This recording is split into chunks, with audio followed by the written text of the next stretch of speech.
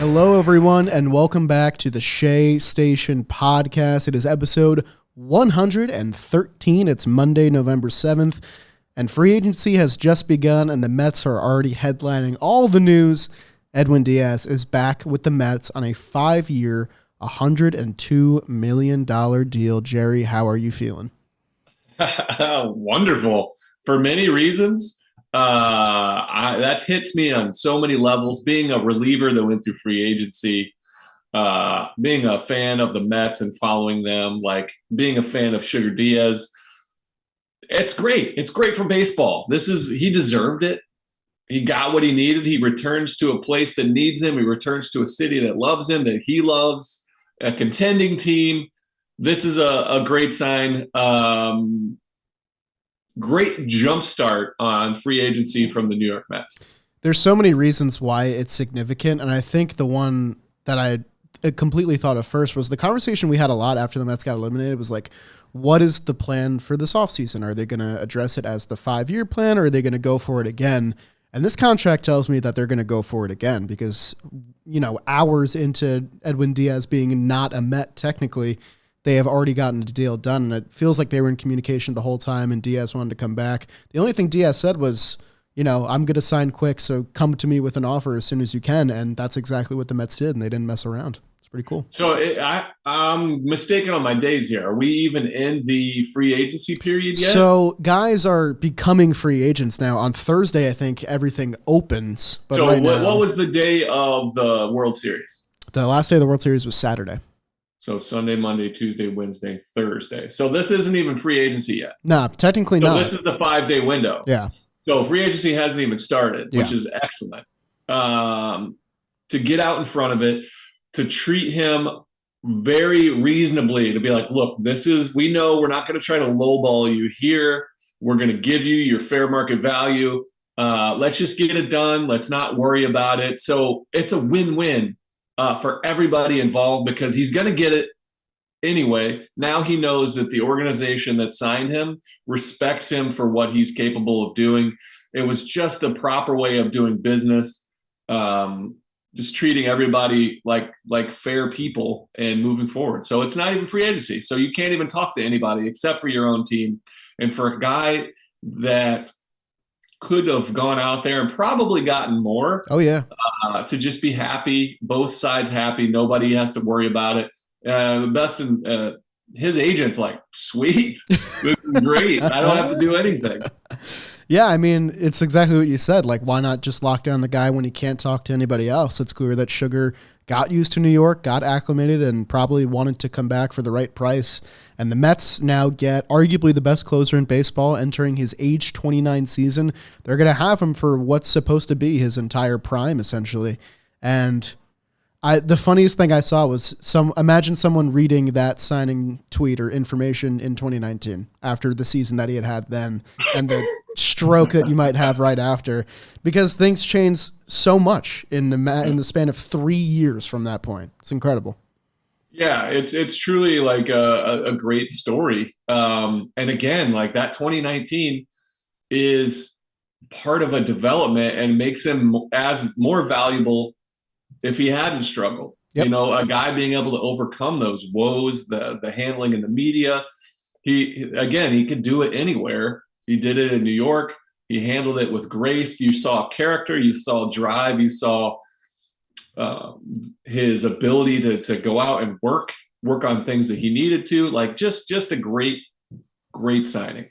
Yeah, and I mean, the adversity wasn't really there in Seattle where before he got traded. He was really, really good for 3 years for them, like one of the brightest young closers in the game, 109 saves in 3 years. He comes to the Mets in that trade, and he immediately faces trouble, really struggles in the juiced ball year, an ERA over 5.5, but then 2020 and 2021, he turns the corner.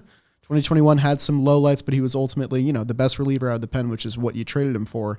And then this year, everything just fully came together. The highest K rate of his career, best ERA. I mean, best reliever ranks among pretty much any guy in MLB, arguably other than Class A maybe. And Class A is a really good pitcher as well. And you're paying him what he deserves. It's the most a reliever has ever gotten in MLB history. And there's a lot of intricacies to the contract as well. There's also a team option for 2028, so it could be a 6-year deal for Edwin Diaz if both teams or both sides want to opt in. Diaz has an opt-out after the 3rd season. If he continues this ascent and stays the best closer in baseball, even gets better, he could opt out and maybe get even more. The best part is that he has a full no-trade clause. Edwin Diaz is a Met on lock for at least the next 2 or 3 years. I think that was probably a stipulation that this is what I want. I want some stability in an industry where, we're afraid to lay down roots because you can be bounced around as assets around a chessboard. You know what I mean? And so for him as a reliever to get a 5-year deal, this is a litmus test for every future reliever that comes in and dominates at a young age and is able to hit free agency before you turn 30. He's got to succeed, and he's got to do it at least for those 3 years to move forward. That's basically, the test. Like Class A's, he signed a deal going into this year, and that's looking a lot like Ronnie Acuna kind of deal. Very, very team friendly. More, maybe even more on the Ozzie Albies side of things, because he would have been next, and he's easily would have been right there along with him. So good for the Guardians to sign him up. But this is a test. I remember when Wade Davis, do you remember Wade Davis? Obviously the Royals, he signed a big deal with the Rockies, and he was 31, I want to say, when he signed that big deal. But it didn't work out. It didn't work out for the Rockies. There was a few years where the teams really went after some relievers, and they went after older guys and gave them a few years, and it just didn't work. I think ever since Wade Davis's Royals, like the Davis, Holland, and Kelvin Herrera that won the chip, I think teams after that were like, okay, we got to build a stacked bullpen. Let's pay these guys. Yeah, and then it was the blanking. Aroldis Chapman signed for I think $85 million. With the Yankees. And Chapman's been. I think his was a success. Yeah, I think so too. There were some hiccups, obviously, but Andrew Miller, I think, was the big kind of, the signing where teams were like, all right, we got to sign guys. And they didn't. They gave older guys these big contracts. Well, Edwin Diaz is young, and he's getting a 5-year deal, and he's getting 20 mil plus. So this is a litmus test. Are these guys worth it? Because if Diaz doesn't live up to his contract, at least for those 3 years, that you're probably going to be not seeing this happen again. There's a window there where guys that are reaching it while he's still at his peak can do it.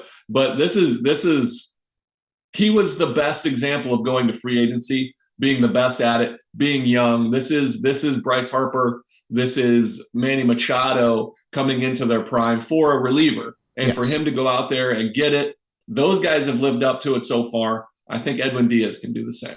And I mean, I think it's the years that are probably, raising some eyebrows because it's 5 years and $102 million. But we've seen Kenley Jansen get $20 million in a year. Liam Hendricks is going to get $18 million next year. So I don't think the annual value, it doesn't scare me that much. And plus, it's Steve Cohen. I think he's made it abundantly clear that the Mets are going to have deep pockets this winter. And if you can eliminate one problem on the first day of free agency, when you have so many things to worry about, including the entire bullpen behind Edwin Diaz, other than Drew Smith, basically, that's a move you make, in my opinion. And I think, the opt-out after the 3rd season, it could mean a lot of things when it eventually comes. But I think that this annual value is completely fair for a guy who we may not have even seen his best work yet. We don't really know what Edwin Diaz is fully capable of. I mean, this season was pretty clear that he's among the elite, but I think that form of stability and, that assuredness that I'm going to be a New York Met for at least the next 3 years, I think it could elevate his game. I don't know. And plus the trumpets are here to stay. So it's a win for everybody. It's a win. He was getting it. He was getting it on the market. He was the best available in a weak market for top end relievers. Everybody else is very aged on the back end of their careers. And Edwin Diaz was coming right into his prime. So he was getting it. It's nice to see him get it. I expect him to live up to it. It's going to be hard for him to replicate just how dominant he was from cover to cover all year long. What did he give up? 3 home runs? 3 home runs after May 13th or 16th or something. Crazy. crazy. And the home runs that he gave up were in like teams we're up 3 and he's just getting some work in and craziness. So I expect him to live up and be dominant, but he's going to have to be consistent for a few more years. And again, this is a test for relievers coming into free agency. This is a test for the leagues. They're going to be watching this saying, all right, this kid has every sign pointing to continued dominance for, at least those 3 to 5 years. So let's see if it's worth it. Otherwise, you're not going to get a 5-year deal again for a guy for a long time unless somebody comes up again.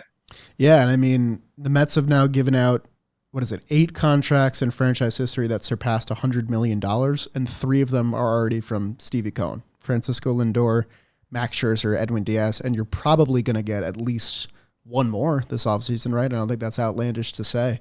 It's just crazy, man.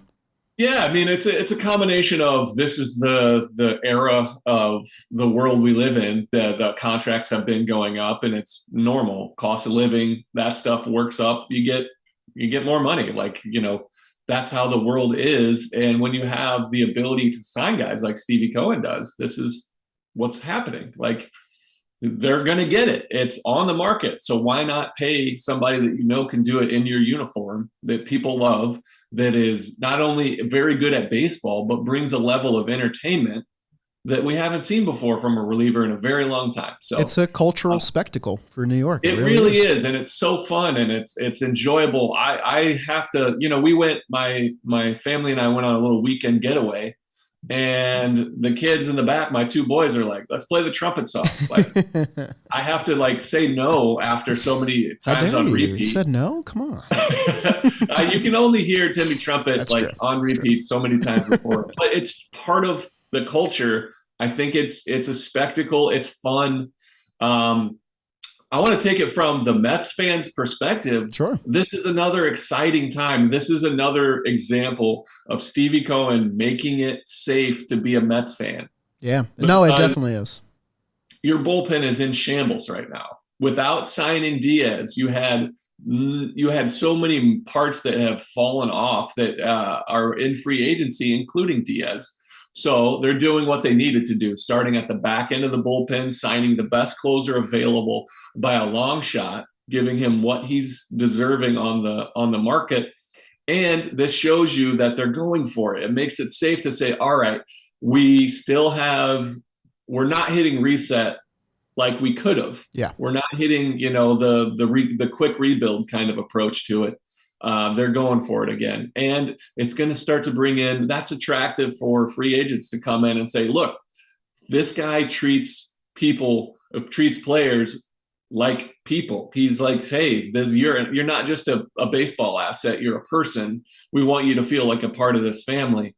That is very attractive because it's hard out there for ball players sometimes when you're treated like, like chess pieces that don't get talked to, that you're just these little puppets on strings that we can move around.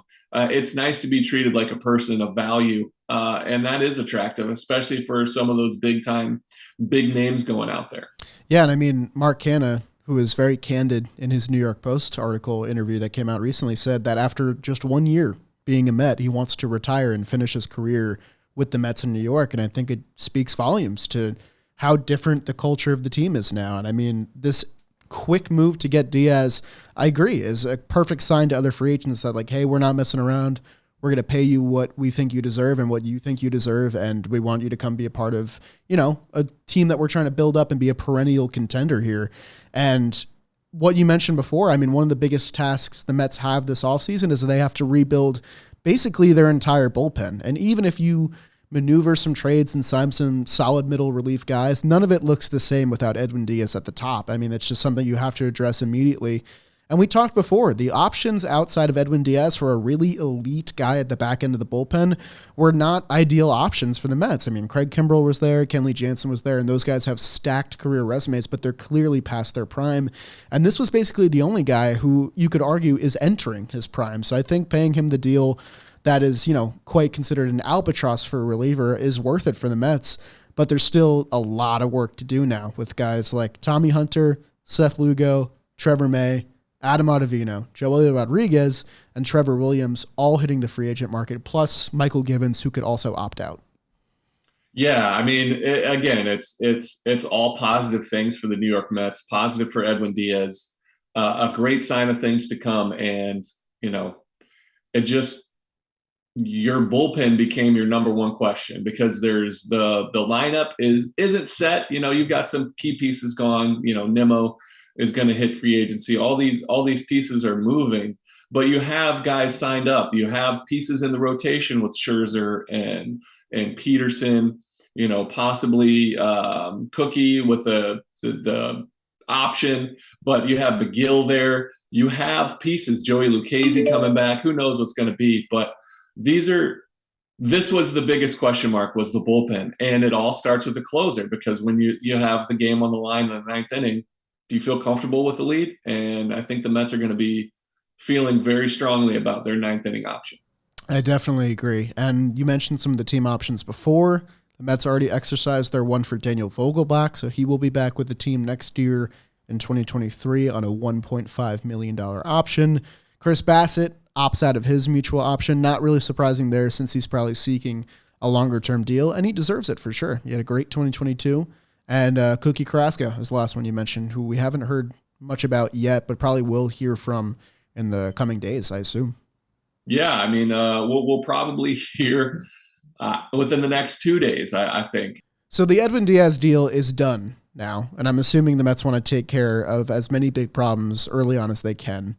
I'd like to think they've been talking about Brandon Nimmo, because they've said that's a top priority, but it's not really a guy that I feel like can get a deal done early because of his agent, who we all know, Scott Boras, usually doesn't let his clients sign before like a week before spring training starts minimum.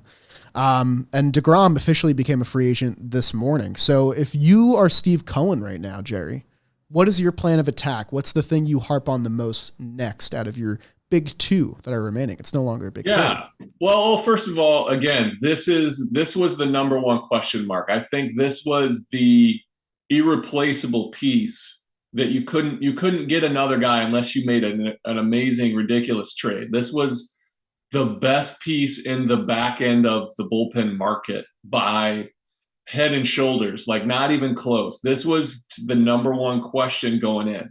Now, if Nimmo doesn't sign, if DeGrom doesn't sign, these guys can be replaced. You can go out there, you can sign a Carlos Rodon, or even Trey Turner, who's been linked to the Mets today by Michael Mayer. Could play some center field, or Marte could slide over and you can sign a corner outfielder. There's pieces that could be moved here, but replacing Edwin Diaz in a bullpen that is losing a lot of pieces would have been near impossible. So this was number one priority. It's beautiful move that it happened before free agency even hits. So moving forward, I think it's a deep sigh of relief. And I think starting pitching is the next piece. I think they go after DeGrom. I don't think it'll be a quick sign for DeGrom, because I think he's going to test the market for the first time, deservedly so. We'll see what goes out there, but I think that's the key. And then from there, I'm not even sure Nimmo's a number one priority. I think it's a left-handed power bat, either via trade or a Jock Peterson style. Josh Bell would be kind of creative, but again, he's a switch hitter, not your typical. I think a Jock Peterson might be a top priority there. So I think that's the next move. Yeah, I think the starting pitcher market it's top heavy, and it's going to start rolling pretty quick. Taijuan Walker's also going to be a free agent as well, and I expect that to kind of be the next domino to fall. We are going to come back to you guys on Wednesday. We're both bringing 5 external non-Met free agents that we'd love to see the team pursue for that episode. Should be a really fun one. We'll be working under the assumption that all of the pieces that the Mets have in free agency are all going to other teams, except for Edwin Diaz, obviously. Maybe. So I think that we're not gonna count on DeGrom being an external option now. We're just going to pretend that they're gone, and we're going to replace guys in worst case scenario mode. Yeah, it's kind of like a worst case scenario episode, and I think it's a little bit, depreciated because we already got a really good best case scenario like today. So Should be I interesting. don't care what you say. This is always appreciated when you get to sign Edwin Diaz.